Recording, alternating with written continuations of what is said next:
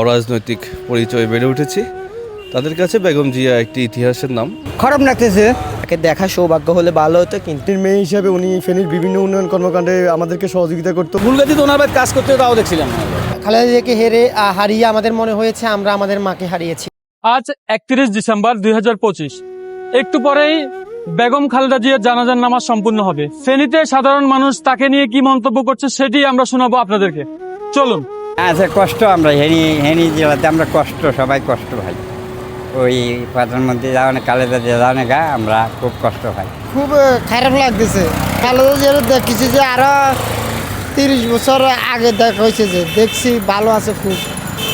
আমাকে আরো কিছু সহযোগিতা করছে, যে ওই ইয়াতে আপনার নোয়াখালী সৌমনি হুরু বাজার ওখানে দেখেছিলেন যে ওখানে দেখেছি খুব ভালো আছিল, যে আমাকে আরো চাল ডাল দিছে, আবার ফিনার লঙ্গি টঙ্গি দিছে, যে খুব ভালো দেখছে। হেলাতে আর দেখি না। আমি অনেক শোকাহত উনি মারা যাওয়ার কারণে। আমি চেয়েছিলাম ওনাকে দেখার, উনি যেহেতু ফেনীর মেয়ে, কিন্তু ওনাকে দেখার সৌভাগ্য হয়নি। তাও তিনি দেশের জন্য অনেক কিছু করেছেন, আমাদের জন্য অনেক কিছু করেছেন। তাকে দেখার সৌভাগ্য হলে ভালো হতো, কিন্তু তাকে আমরা স্মরণ করি, সারা জীবনে আমরা স্মরণ করব। তার মতো একজন নেত্রীকে আমরা সবসময় সম্মান করব। এই কারণে আমি শোকাহত। আল্লাহ তিনিকে জান্নাতবাসী করুন, আমিন। আসলে যদিও বেগম খালেদা জিয়াকে কোনো সময় সরাসরি দেখি নাই, যেহেতু উনি ফেনীর মেয়ে, ফেনীর গর্ব, এবং কি ফেনীরই ওনার জন্মস্থান। তো আসলে ওনাকে যদি বেঁচে থাকতো তাহলে অনেক সময় দেখার সুযোগ হতো। তবে আমরা ওনার মৃত্যুতে খুব ফেনীবাসী এবং বাংলাদেশবাসী খুব বড়োভাবে শোকাহত। তাও সবসময় ওনার জন্য, ওনার আত্মার মাগফিরাতের জন্য, তার সহপরিবারের জন্য সবসময় ইনশাল্লাহ আমরা দোয়া কামনা করছি, এবং কি ওনার জন্য সবসময় দোয়া রইল। বেগম খালেদা জিয়া তো আসলে ওনার একটি রাজনৈতিক আদর্শ আছে, এর বাইরে ফেনীর মানুষের কাছে আসলে ওনার যে বিষয়টি সেটি অত্যন্ত আবেগের এবং শ্রদ্ধার।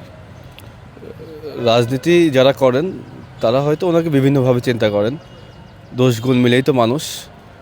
দেশ পরিচালনার ক্ষেত্রে ওনারও তেমন দোষগুণ থাকতে পারে, কিন্তু আমরা যারা রাজনীতির বাইরের মানুষ বা যারা অরাজনৈতিক পরিচয়ে বেড়ে উঠেছি, তাদের কাছে বেগম জিয়া একটি ইতিহাসের নাম।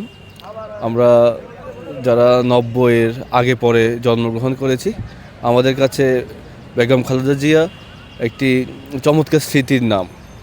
বিশেষ করে তিনি প্রধানমন্ত্রী অথবা সাবেক প্রধানমন্ত্রী, এই দুটি পরিচয় নিয়ে কিন্তু আমরা দলমত নির্বিশেষে সবাই অনেক গর্ব করি যে আমাদের ফেনীর একটা মেয়ে দেশ পরিচালনা করেন বা করেছেন।